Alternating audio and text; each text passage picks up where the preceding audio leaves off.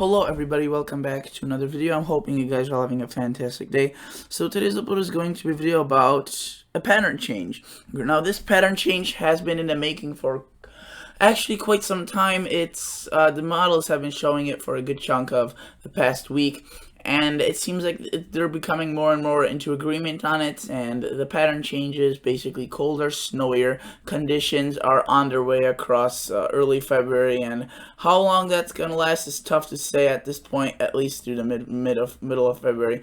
But again, it looks as if some pretty snowy and cold conditions. You can see this is a GFS 384 hours out, and notice that it puts out quite a bit, actually 372 hours out, but puts out quite a bit of snow across parts of the Midwest, upper plains, lots across the Northwest, and parts across and some snow across the Northeast. Now let's just, before we get into this video, I want to quickly say one thing. Thank you so much for reaching 17,000 subscribers. It really means a lot, and it's amazing that we got that far.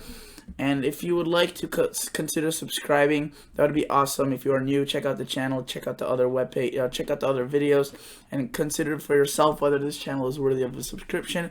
And if you consistently watch all my videos and you enjoy them, then obviously remember to leave a like on this video, as that really helps out a lot. So thank you so much for that. We're looking at the GFS Global Forecasting System total. Snowfall includes sleet inches, assuming 10:1 snow liquid ratio.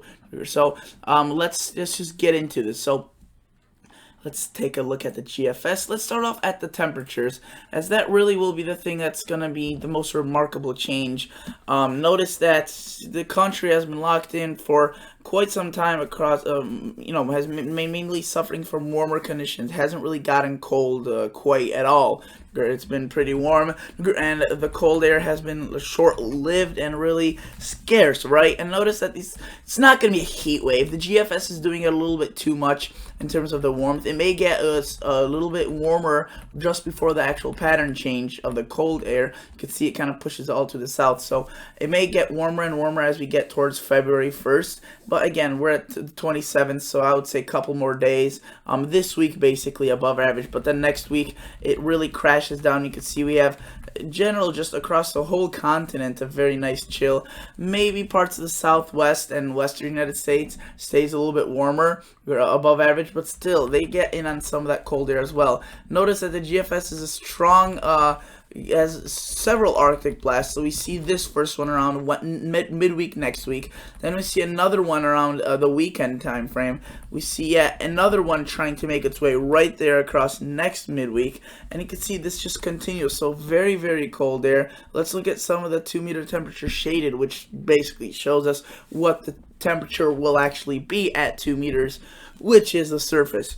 So let's look at this. Notice that we see a lot of 40s and 50s up until that pattern change. And again, obviously the 40s and 50s are reserved to the southern US, and the teens and the 30s, 20s, and some teens are reserved to the north, but that's still above average for those locations. And notice that when we go into the future, again, we get kind of some generous warm-up. You can see we get 30s, 40s, 50s, 60s across the plains, and we get above freezing all the way to the Canadian border. But then again, the temperatures just come really crashing down, and we see just negatives during the night across a good portion of the country. Doesn't seem, I would say, a polar vortex.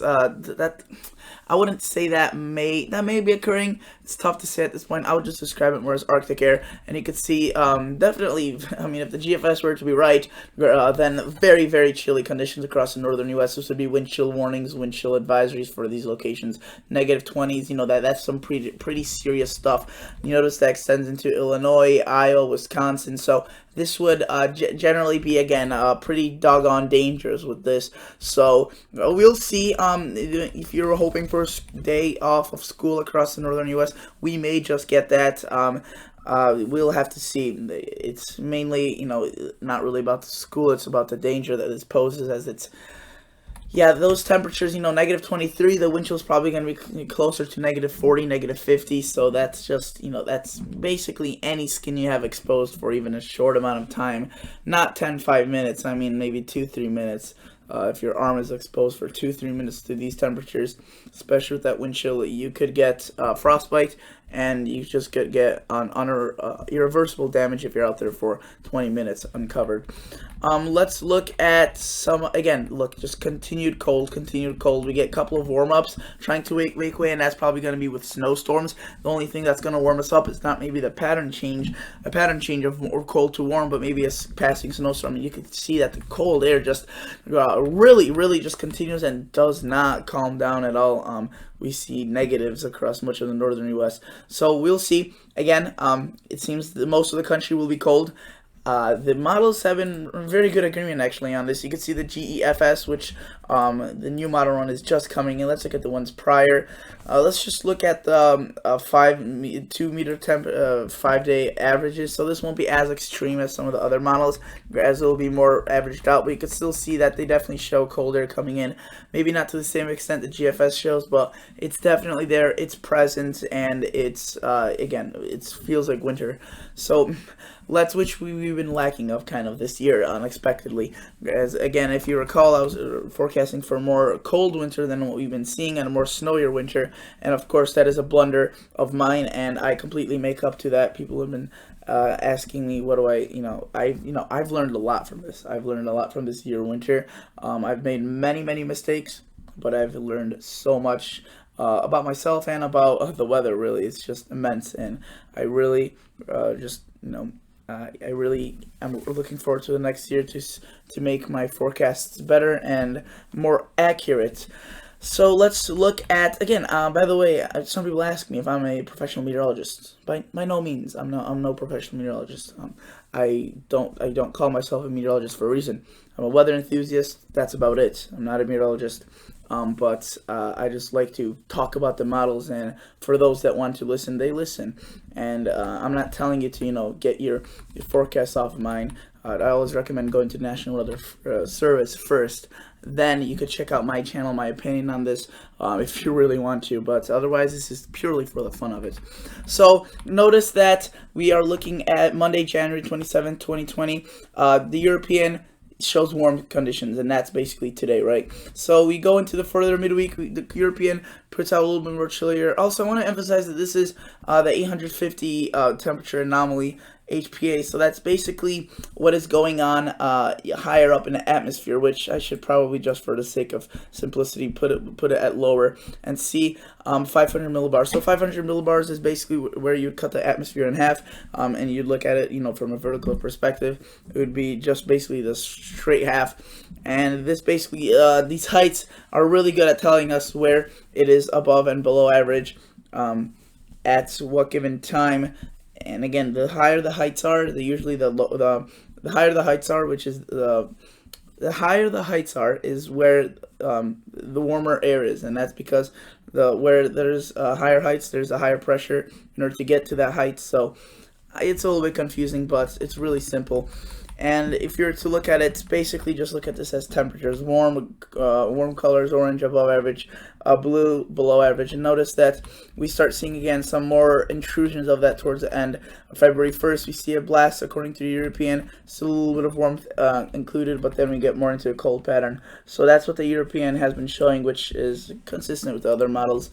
Now, the Canadian I typically don't like to look at in terms of its weather temperature outlooks, as it's just really a better model off for snowstorms, but not really temperatures. But let's look at it, and if we were to look at it, which we are right now, you can see it still shows more cold air than warm air, which is good sign that it's together. And you can see that again. This is why I don't like it, as it showed cooler air across the northern U.S., but there's just these little pockets of warm air that just show up, and it's really inconsistent, as well as over exaggerates the cold in the west always.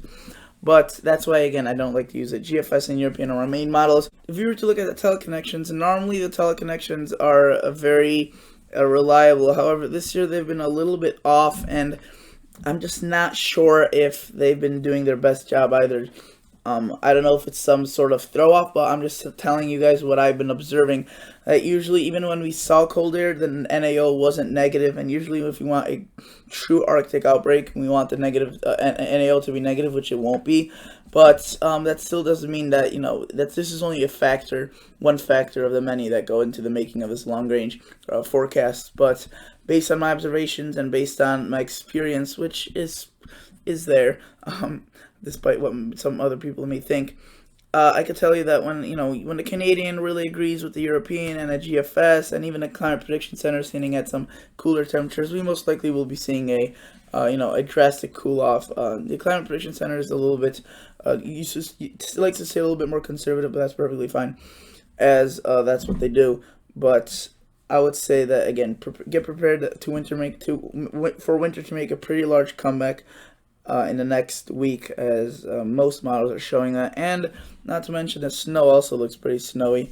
However, the European is a little bit, if you will, not too sure about that, but yeah, that probably will change, as the European has been as reliable as it has been in the past. But thank you guys so much for watching. Consider liking this video, consider subscribing to this channel, and I'll catch all you guys in the next episode. See ya. Bye.